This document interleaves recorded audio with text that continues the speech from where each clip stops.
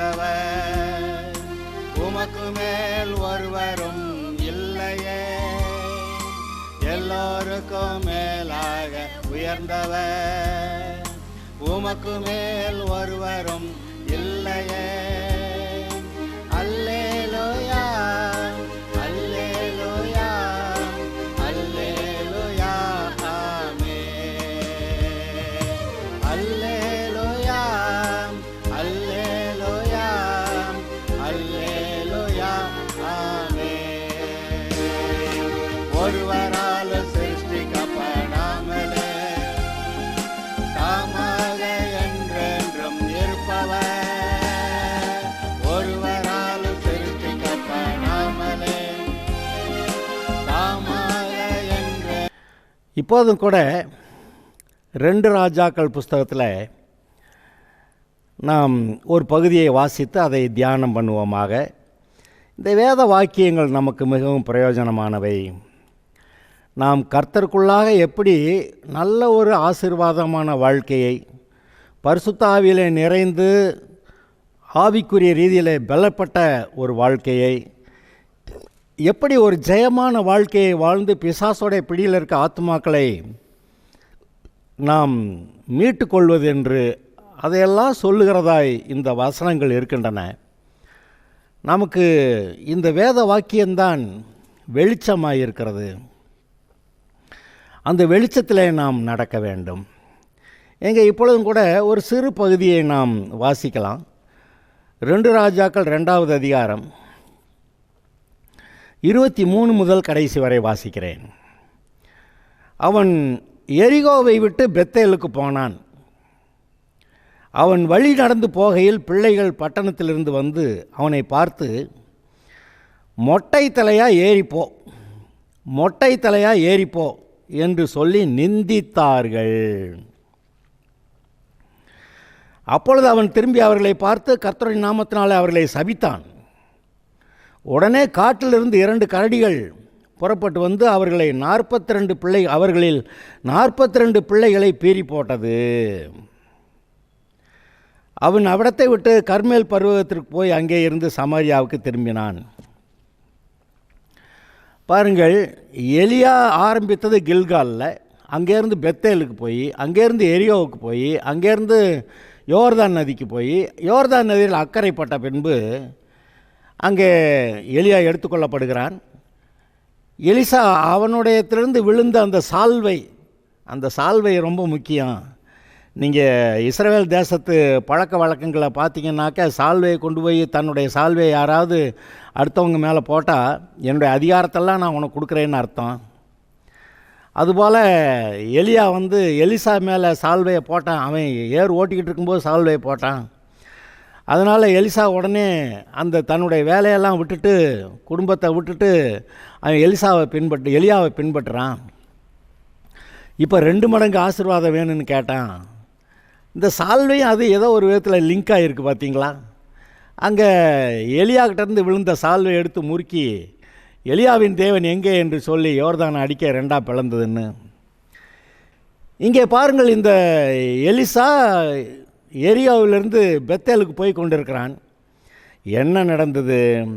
எரியோவிலிருந்து பிள்ளைகள் வெளியே வந்து, மொட்டை தலையாக ஏறிப்போன்னு. நமக்கு ஒன்று விளங்குது, எலிசா மொட்டை தலையா ஆள் அப்படின்னு தெரியுது. ஆனால் இந்த பிள்ளைகள் இப்படியா சொல்லி அந்த எலிசாவை அவங்க நிந்தித்தார்கள். அப்படி எழுதியிருக்கு, நிந்தித்தார்கள். அந்த எரியோ சபிக்கப்பட்ட ஊரில், அங்கே சபிக்கப்பட்ட மனிதர்கள், அது கர்த்தருடைய ஜனங்களை சபிக்கிற, கர்த்தருடைய ஊழியக்காரனை சபிக்கிற பெரியவங்க இல்லைங்க. அந்த இடத்துல சிறு பிள்ளைகளே அப்போ எந்த அளவுக்கு அந்த அக்கிரமத்தில் தேவனுக்கு விரோதமாக இருக்கக்கூடிய மனநிலையில் எவ்வளவு வளர்ந்திருக்கிறார்கள் என்று நீங்கள் பார்க்கும்போது ஆச்சரியமாக இருக்கிறது.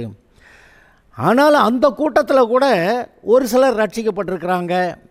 அங்கே தீர்க்கதரிசி புத்திரர்லாம் இருந்திருக்கிறாங்க. ஒரு கூட்டம் ஜனம் எலிசா கிட்ட, தண்ணி கெட்டு போச்சியா, நிலம் பாழ், எங்களுக்கு ஏதாவது செய்யுங்கன்னு கேட்டப்போ அவன் தண்ணீரை ஆரோக்கியமாக்கி விட்டான்லாம் நம்ம வாசிக்கிறோம். ஆக அப்படிப்பட்ட சபிக்கப்பட்ட அந்த எரிகோவை கர்த்தர் மறுபடியும் ஆசீர்வாதத்தில் கொண்டு வந்திருக்கிறாரு.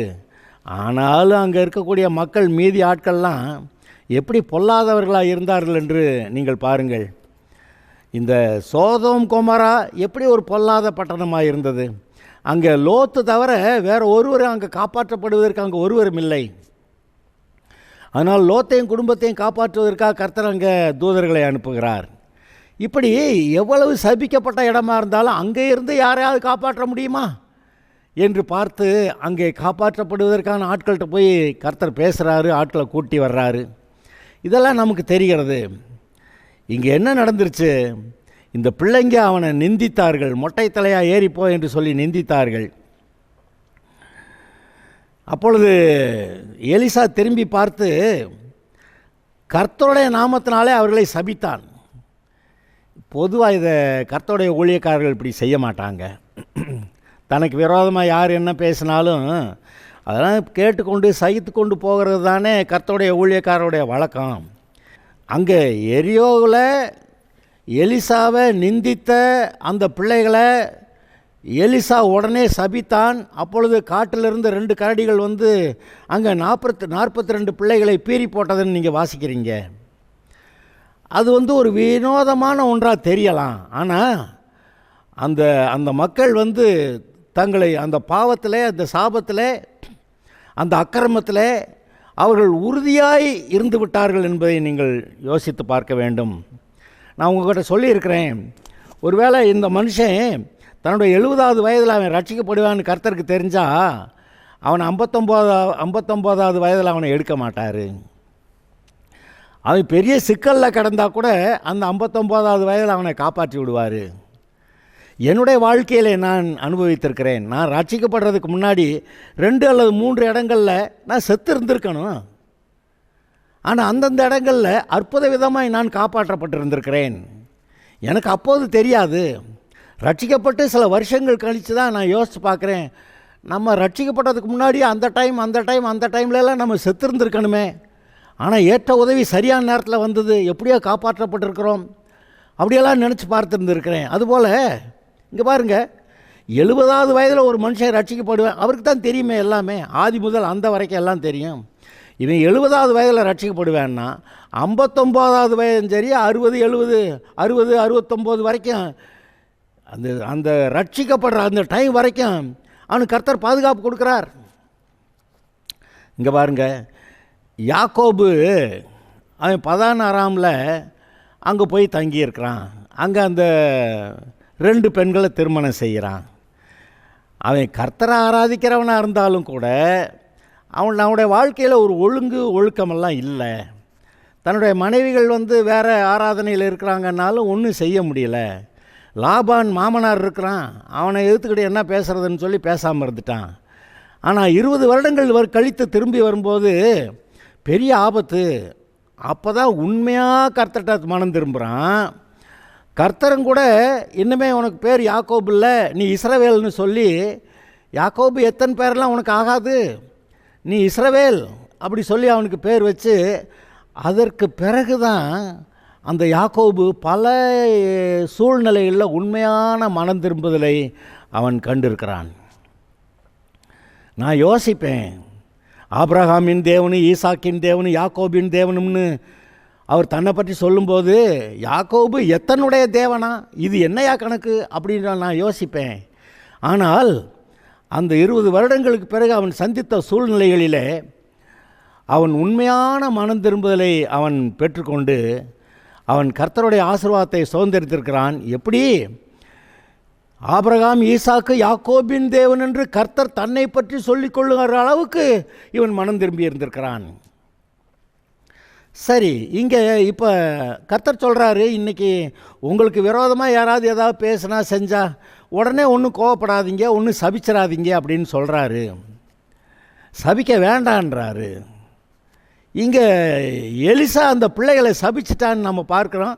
சபித்தவுடனே பிள்ளைகளை அந்த கரடி வந்து கொண்டு ஓட்டுறல, நீங்கள் அதையும் பார்க்கணும். சபிச்சிட்டானா? ஆமாம், சபித்தான். அதனால் அவங்க என்ன செத்தா போயிட்டாங்க? சாகலை. அவங்கள பீறி போட்டு அவங்களுக்கு கர்த்தர் ஒரு சிக்ஷையை கொடுத்துருந்துருக்கிறார். கர்த்தருடைய மனுஷனை பேசுனா இப்படி ஏதாவது நடந்துடும். அதனால் ஏடா கூடமாக எதுவும் நடக்காதபடிக்கு கர்த்தருடைய மனுஷனை பற்றி எதுவும் பேசக்கூடாது என்று அங்கே ஒரு எச்சரிப்பின் சத்தம் அங்கே உண்டாயிருக்கிறது என்று தான் நீங்கள் நினைக்க வேண்டுமே ஒழிய எலிசா சபிச்சிட்டாங்க அப்படியெல்லாம் சொல்லக்கூடாது.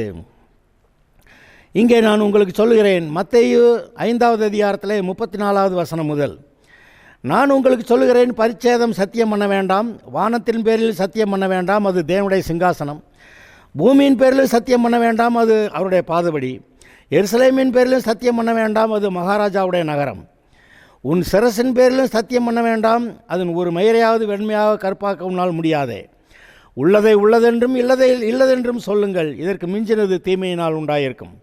கண்ணுக்கு கண் பல்லுக்கு பல் என்று உரைக்கப்பட்டதை நீங்கள் கேட்டிருக்கிறீர்கள். நான் உங்களுக்கு சொல்லுகிறேன், தீமையோடு எதிர்த்து நிற்க வேண்டாம். ஒருவன் உன்னை வலது கன்னத்தில் அறைந்தால் அவனுக்கு மறு கன்னத்தையும் திருப்பி கொடு.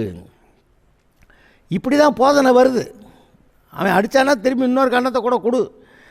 உன்னோடு வழக்காடி உன் வஸ்திரத்தை எடுத்துக்கொள்ள வேண்டும் என்று இருக்கிறவனுக்கு உன் அங்கேயும் விட்டுவிடு. ஒருவன் உன்னை 1 மைல் தூரம் பலவந்தம் பண்ணினால் அவனோடு 2 மைல் தூரம் போ. உன்னிடத்தில் கேட்கிறவனுக்கு கொடு, உன்னிடத்தில் கடன் வாங்க விரும்புகிறவனுக்கு முகங்கோணாதே. உனக்கு அடுத்தவனை சிநேகித்து உன் சத்துருவை பகைப்பாயாக என்று சொல்லப்பட்டதை கேள்விப்பட்டிருக்கிறீர்கள். நான் உங்களுக்கு சொல்லுகிறேன், உங்கள் சத்துருக்களை சிநேகியுங்கள், உங்களை சபிக்கிறவர்களை ஆசீர்வதியுங்கள், உங்களை பகைக்கிறவர்களுக்கு நன்மை செய்யுங்கள், உங்களை நிந்திக்கிறவர்களுக்காகவும் உங்களை துன்பப்படுத்துகிறவர்களுக்காகவும் ஜெபம் பண்ணுங்கள். இப்படி செய்வதனால் நீங்கள் பரலோகத்தில் இருக்கிற உங்கள் பிதாவுக்கு புத்திரராயிருப்பீர்கள்.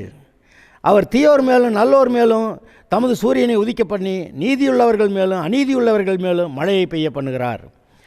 உங்களை சிநேகிக்கிறவர்களையே நீங்கள் சிநேகிப்பீர்கள் என்றால் உங்களுக்கு பலன் என்ன? ஆயக்காரரும் அப்படி செய்கிறார்கள் அல்லவா? உங்கள் சகோதரரை வாழ்த்துவீர்கள் என்றால் நீங்கள் விசேஷத்தை செய்கிறது என்ன? ஆயக்காரரும் அப்படி செய்கிறார்கள் அல்லவா?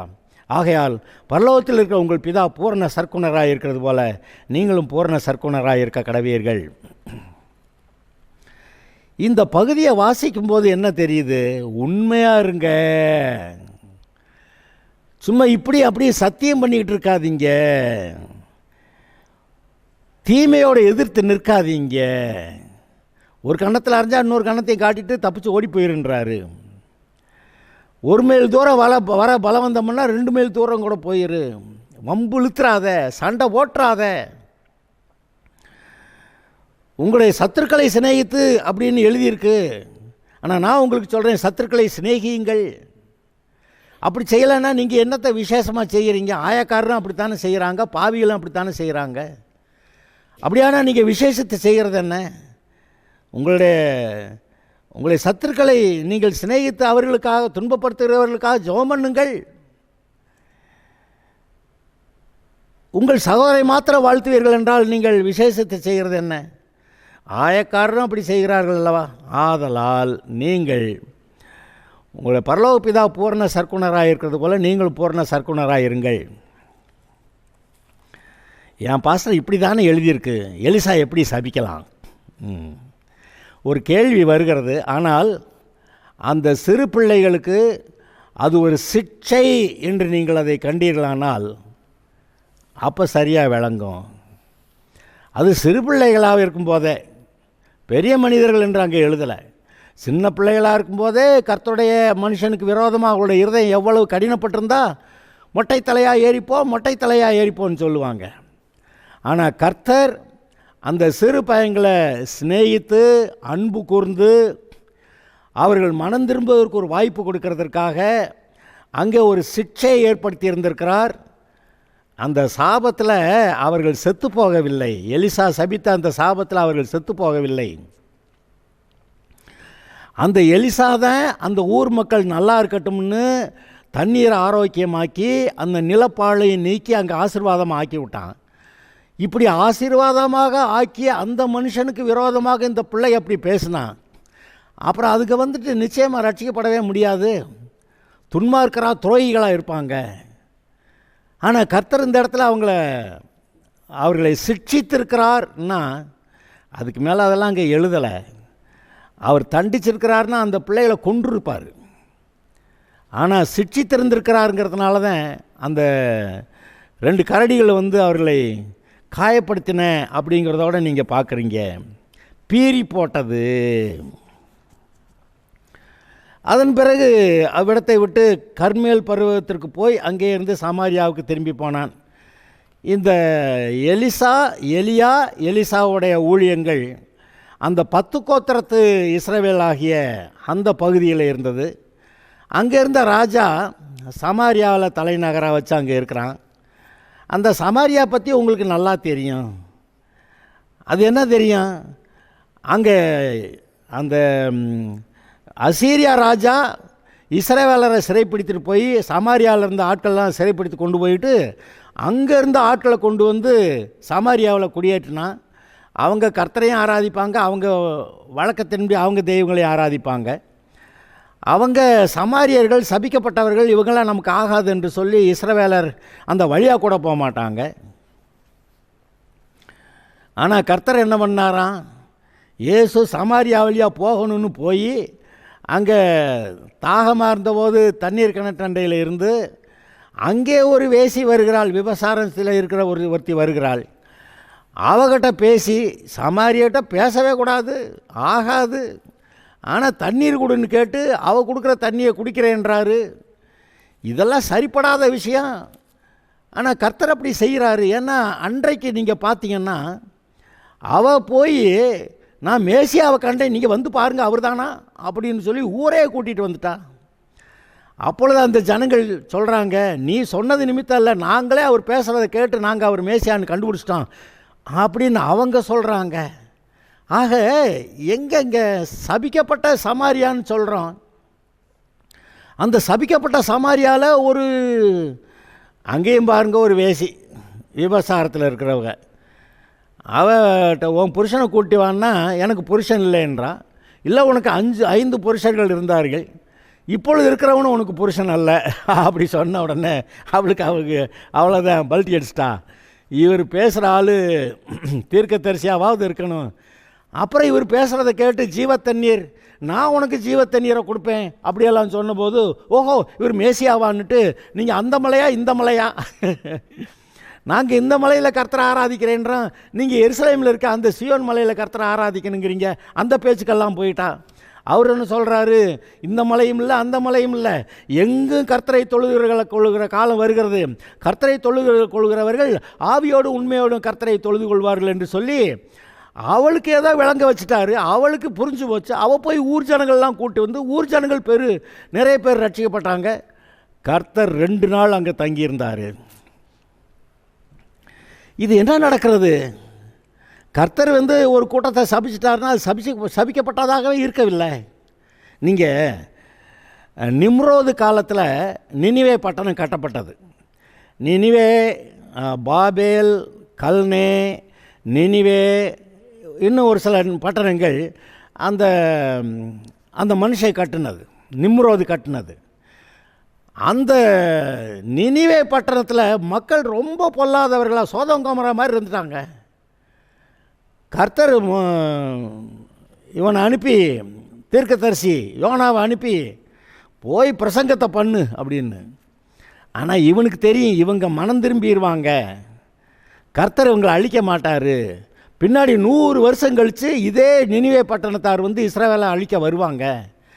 அந்த விவரம் அவனுக்கு தெரிஞ்சதுனால அவன் ஓடியே போயிட்டான். இவ்வளோ தூரம் விவரமாக அங்கே பைபிளில் எழுதலை, ஆனால் நமக்கு அந்த வரலாற்றை பார்க்கும்போது நமக்கு தெரிகிறது. 100 வருடங்கள் கழித்து அங்கே அசீரியர்கள் இந்த இஸ்ரவேலரை சிறைப்பிடித்து போனார்கள். அதெல்லாம் நமக்கு தெரிகிறது, அதனால் நமக்கு புரிகிறது. அங்கே போக சொன்னார், போக மாட்டேன்னு வேறு எங்கேயோ அவனை திரும்ப பிடிச்சிட்டு நினிவேல பிரசங்கம் பண்ணுன்றாரு. நினிவே மக்கள் மனம் திரும்பி விட்டார்கள், ரட்சிக்கப்பட்டு விட்டார்கள். இங்கே பாருங்க, சபிக்கப்பட்ட ஊர் தான் நினிவே. ஆனால் அந்த ஊர் மக்கள் மனம் திரும்புவார்கள் என்று தெரிந்ததுனால வேறு பக்கம் ஓடுற யோனாவை கூட பிடித்து கொண்டு அங்கே பிரசங்கம் பண்ண வைக்கிறார். அப்படியானா இன்றைக்கு நம்முடைய வாழ்க்கையில் இதுபோல் சில காரியங்கள் நடந்திருக்கின்றன. நாம் ரட்சிக்கப்பட மாட்டாத மாதிரி பெரிய அக்கிரமக்காரர்கள் மாதிரி நமக்கு தோற்றம், நம்ம அப்படி வாழ்ந்துருந்துருக்கலாம். ஆனால் நம்ம ஆட்களில் ஒரு சிலர் ரட்சிக்கப்படுவாங்க பார்த்தீங்களா? ஏன் இப்போ இந்த வசனத்தை கேட்டுக்கொண்டு இருக்கிற நீங்கள் கூட ரட்சிக்கப்படாமல் முரட்டாட்டம் பண்ணிக்கிட்டு இருந்திருக்கலாம். ஆனால் கர்த்தர் உங்கள் மேலே இறக்கப்பட்டு மறுபடியும் ஏதோ ஒரு விதத்தில் இந்த சுவிசேஷத்தை சொல்ல வைக்கிறாரு. அதை ஒரு நேரம் நீங்கள் ஏற்றுக்கொண்டு வர்றீங்க. இந்த யோனா போய் மாட்டேன்ட்டு போனோன்னே பிரசங்கம் பண்ண வச்சார். நகரமே மனம் திரும்பிடுச்சுங்க. ஆடு மாடு எல்லாத்துக்கும் 3 நாள் உபவாசம் போட்டான் அந்த ராஜா. ஆடு மாடு பார்க்க போனாக்க இவங்க உபவாசம் போட மாட்டாங்கன்னு அவனுக்கு தெரியும். அதனால் போடு, ஆடு மாடு உபவாசம் எடுக்கட்டும், இப்போ இவங்களும் உபவாசம் எடுக்கட்டும், நம்ம தப்பணும் பிழைக்கணும் அப்படின்னு சொல்லி அவன் மனம் திரும்பினான். அந்த ராஜாவும் அந்த மக்களும் அழிக்கப்படவில்லை, தப்பு வைக்கப்பட்டார்கள். அதே போல் ஆகாப் மனம் திரும்பி அவனும் கூட அழிக்கப்பட வேண்டிய நேரத்தில் அழிக்கப்படாமல் தப்பு வைக்கப்பட்டான். அந்த எசேக்கியா ராஜாவுடைய மகன் மனாசே, அவன் இருக்கிறதுலே ராஜாக்களாக, எருசலேமில் ராஜாக்களாக இருந்ததுலே ரொம்ப கொடுமையான ராஜா அவன் தான். கேவலமான மோசமான ராஜா அவன் தான். அந்த எருசலேம் நகரம் யூதேயா முழுவதுமாக அங்கே விக்கிரகங்களை நிறைய பண்ணி கர்த்தருடைய ஆலயத்தை அதை கெடுத்து தீட்டுப்படுத்தி அவ்வளவு கேவலமாக நடத்தியிருந்தான். ஆனால் அவன் சிறைப்பிடிக்கப்பட்டு பாபிலோனுக்கு போனபோது அங்கே கர்த்தரத்தில் மனம் திரும்பி அழுதானா. என்ன நடந்திருக்கும்னு நினைக்கிறீங்க? கர்த்தர் அவனை மன்னிச்சு விட்டாராம், அவனை திரும்ப அவனுடைய தேசத்துக்கு அனுப்புனாராம். அவன் திரும்பி வந்து தான் நாசப்படுத்திய தீட்டுப்படுத்திய அந்த ஆலயத்தெல்லாம் மறுபடியும் சீர்படுத்தினான்னு எழுதியிருக்கு. அதாவது கர்த்தருடைய அவருக்கு என்ன விவரம் தெரிகிறது? நம்முடைய வாழ்க்கையின் ஆரம்பமும் தெரிகிறது, முடிவும் தெரிகிறது. அதனால தான் சொன்னேன், நம்ம வந்து 70 வயதில் ரட்சிக்கப்படுவோம்னு அவருக்கு தெரியும். அப்படின்னா நம்ம 59 வயதில் நம்மளை சாக விட மாட்டார். ஏன் 30 வயதில், 45 வயதில், 59 வயதில் சாவுக்கு ஏதுவான சில காரியங்கள் நடக்கலாம். ஆனால் கர்த்தர் வந்து நீங்கள் கூப்பிடாமே வந்து அங்கே ஆஜராக இருப்பார். ஏதோ ஒரு விதத்தில் உங்களை காப்பாற்றி விட்டுருப்பார். அப்புறம் 70வது வயதில் ரட்சிக்கப்பட்டுட்டு நீங்கள் சொல்லுவீங்க, அல்லேலூயா கர்த்தாவே, அன்றைக்கு நீர் என்னெல்லாம் காப்பாற்றினதுனால இன்றைக்கி நான் ரட்சிக்கப்பட்டிருக்கேன், இன்றைக்கி நான் பரலோகம் வந்துட்டேன், பரலோக ராஜ்யம் எனக்குள்ளே வந்திருக்கு, உமக்கு நன்றி ஆண்டவரேன்னு அந்த 70 வயதில் ரட்சிக்கப்பட சொல்லுவான். பார்த்தீங்களா? நினைத்து பாருங்கள். இங்கே என்ன, அந்த எரிகோ பட்டணம் சபிக்கப்பட்ட பட்டணம், அந்த பட்டணத்தை எப்படி கர்த்தர் ஆசீர்வதித்தார்னு சொன்னேன். அதில் இன்னும் அடங்காத கடின இருதயம் உள்ள சிறு பிள்ளைகள் வந்து எப்படி எலிசாவை நிந்தித்தார்கள் என்று நான் நினைக்கிறேன். கர்த்தர் அந்த பிள்ளைகளிடத்தில் அன்பு கூர்ந்து தான் அவர்களை பீறி போடும்படி கரடிகளை கொண்டு வந்தார் என்று. அங்கே அந்த சிக்ஷை அவர்களுக்கு கொடுக்கப்படவில்லை என்றால் அந்த பிள்ளைகள் மறுபடியும் தொடர்ந்து அவர்களுடைய மனக்கடினத்தில் கர்த்தருக்கு விரோதமாக மனக்கடினத்தில் எழும்பி வந்திருப்பார்கள். கர்த்தருடைய மனுஷனாகிய எலிசாவை அவர்கள் நிந்திக்கிறார்கள். அப்போ வருங்காலங்களில் அவர்கள் விட்டாக்க என்னெல்லாம் செய்வாங்கன்னு யோசித்து பாருங்க. ஆனால் கர்த்தர் அங்கே அந்த பிள்ளைகளை சிக்ஷித்து, நான் நம்புகிறேன் அவர்கள் மனம் திரும்பி இயேசுவை ஆண்டவராக ஏற்றுக்கொள்வதற்கான அந்த வாய்ப்புகளை கர்த்தர் அதிகமாய் கொடுத்திருந்திருக்கிறார் என்று நான் நம்புகிறேன். எருசலேமை பார்த்து கர்த்தர் என்ன சொன்னார்? இன்றைக்கு உனக்கு கிடைத்த இந்த நாளிலாகிலும் உன்னுடைய சமாதானத்துக்கானவைகளை நீ அறிந்திருந்தாயானால் உனக்கு நலமாக இருக்கும் அப்படி சொன்னார். அப்புறம் கோழி தன் குஞ்சுகளை கூட்டி சேர்த்து கொள்ளும் வண்ணமாக எத்தனையோ தரம் நான் உன்னை கூட்டி சேர்த்து கொள்ள மனதாக இருந்தேன்கிறாரு. அப்படின்னா என்ன அர்த்தம்? ஒவ்வொரு சந்ததியிலும் ஒவ்வொரு தலைமுறையிலும் எல்லா ஜனங்களையும் ஏதாவது ஒரு நேரத்தில் அவங்க மனம் திரும்ப மாட்டாங்களா அப்படின்னு சொல்லி அவர் தொடர்ந்து இந்த மனிதரை பின்பற்றி வருகிறார். ஒவ்வொரு சமயத்திலும் தேவனை பற்றிய வெளிப்பாட்டை கொடுக்கிறார். அதில் ஒரு சமயத்தில் விட்டவங்க இன்னொரு சமயத்தில் ரட்சிக்கப்படுகிறார்கள். இப்பொழுது நான் உங்களை கேட்கிறேன், நீங்கள் பிறந்ததுலேருந்து ரட்சிக்கப்பட்டீங்களா? அல்லது சிறு பிள்ளையாக ஸ்கூல் போனதுலேருந்து ரட்சிக்கப்பட்டீங்களா? அல்லது வேலைக்கு போனதுலேருந்து ரட்சிக்கப்பட்டீங்களா? அல்லது கல்யாணமெல்லாம் முடிஞ்சு நல்ல ஒரு காலத்தில் அப்புறமேல் ரட்சிக்கப்பட்டீங்களா? எனக்கு தெரியாது. ஆனால் பல காலகட்டங்களிலே மனிதர்கள் ரட்சிக்கப்படுகிறார்கள் என்று எனக்கு தெரியும். என்னுடைய சொந்த வாழ்க்கையை நான் நினைத்து பார்க்கிறேன். நான் கல்லூரியில் படித்து அங்கே போய் பக்கத்தில் நண்பருடைய ரூமில் போய் உட்காந்து டேபிளில் இருக்கிறதெல்லாம் பார்த்து பைபிள் அதை எடுத்து பார்த்து, ஆதியிலே தேவன் வானத்தையும் பூமியும் சிருஷ்டித்தார், முதல் அதிகாரம் வாசித்தா அட சூப்பராக இருக்கே என்று சொல்லி அன்றைக்கி அதை கேட்டிருக்கேன், வாசிச்சிருக்கேன். ஆனால் உடனே ரட்சிக்கப்படலை. ரட்சிக்கப்படுறதுக்கு அதுக்கப்புறம் 3, 2, 5 5-7 வருஷம் ஆகுது, அதுக்கப்புறம் தான் ரட்சிக்கப்படுறேன். அப்படியானா நான் ரட்சிக்கப்படுறேன்னு தெரியுது, ஆங்காங்கே இங்கே கொஞ்சம் அங்கே கொஞ்சம் சில சத்தியத்தை நான் அறிந்து கொள்ளும்படியே ஏதோ சில காட்சிகளை சில காரியங்களை என்கிட்ட பேசியிருந்திருக்கிறாரு. ஒரு நல்ல திட்டமாக ரட்சிக்கப்பட்டுறேன்ட்டேன். இதையெல்லாம் கர்த்தருக்கு தெரியும். ஆதலால் நாம் தண்டிக்கப்பட்டு செத்திருக்க வேண்டிய நாம் அநேகர் உயிரோடு இருக்கிறோம் என்று நீங்கள் பாருங்கள். நாம் செத்திருக்க வேண்டியவர்கள் சிட்சிக்கப்பட்டு உயிரோடு காக்கப்பட்டு இன்னும் சத்தியத்தை அறிகிற அறிவிலே நாம் வளரும்படி ஏதோ சில வாய்ப்புகளை கொடுத்து கொண்டே வந்திருக்கிறார் என்பதை நீங்கள் நினைத்து பாருங்கள். ஆக நம்முடைய எண்ணங்கள் வேறு. நம்ம படிக்கணும், வேலைக்கு போகணும், நல்ல சம்பளம் வாங்கணும், நல்ல கல்யாணம் பண்ணணும், நல்ல பிள்ளைகளை பெற்றணும், பெரிய வீடு கட்டணும், இதுதான் நம்முடைய எண்ணங்கள். ஆனால் நம்மோடு கூடையே வர்றாரே ஒருத்தர், நம்முடைய வாழ்க்கையிலே நமக்கு துணையாக வர்றது மாதிரி கூடையே வர்றாரே கர்த்தர், அவர் இவனை எப்போ ரட்சித்தரலாம், இந்த பிள்ளையை எப்போ ரட்சித்தரலாம், இந்த பிள்ளை எப்போ நமக்கு வாய்ப்பு கொடுக்கும், ரட்சிக்கப்படுறதுக்கு இடம் கொடுக்கும், எப்போ சத்தியத்துக்கு இடம் கொடுக்கும், எப்போ கர்த்தரை அறிகிற அறிவுக்கு இடம் கொடுக்கும் அப்படின்னு சொல்லி அவர் நம்ம கூடையே வாழ்நாளெல்லாம் நம்ம கூட அங்கே ஒவ்வொரு நாள் ஒவ்வொரு சமயத்தில் ஏதோ ஒரு விதத்தில் நமக்கு வெளிப்பாடு கொடுத்து நம்மை அன்பின் கயிர்களால் கட்டி இழுக்கிறார்.